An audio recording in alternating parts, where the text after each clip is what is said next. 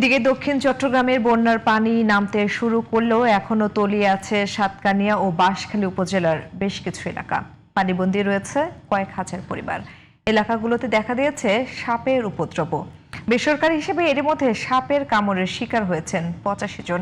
বিশুদ্ধ পানি ও খাদ্য সংকটে মানবেতর দিন কাটাচ্ছেন দুর্গত এলাকার বাসিন্দারা।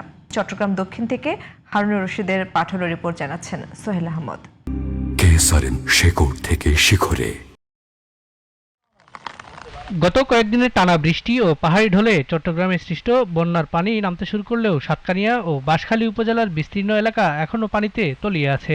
বন্যাদুর্গত এলাকায় বিশুদ্ধ পানি ও খাদ্য সংকটে মানবতর জীবনযাপন করছেন বাসিন্দারা।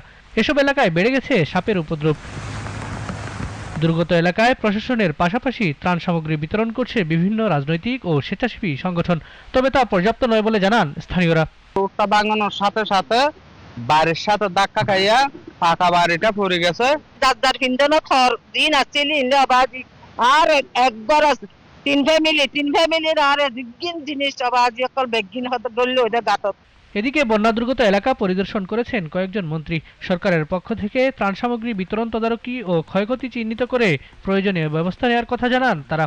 এছাড়া দুর্গত এলাকায় 285টি বিশেষ মেডিকেল টিম কাজ করার কথা জানিয়েছেন চট্টগ্রামের সিভিল সার্জন। আমরা প্রতিটা দুর্গত মানুষের কাছে পৌঁছাতে চাই, হয়তোবা কারোর কাছে আগে পৌঁছাতে পারছি, হয়তো কারোর কাছে পরে পৌঁছাতে। এখানে সরকার যেমন তার মতো করে কাজ করছে, ঠিক তেমনি এখানকার সংসদ সদস্য ব্যক্তিগত উদ্যোগে কাজ করছে, বিভিন্ন স্বেচ্ছাসেবী প্রতিষ্ঠানও বিভিন্নভাবেই কাজ করছে। আবহাওয়া অফিস জানায় মৌসুমী বায়ু সক্রিয় থাকায় আরো কয়েকদিন হালকা ও মাঝারি বৃষ্টিপাতের সম্ভাবনা রয়েছে। Sohel Ahmed, GTV news.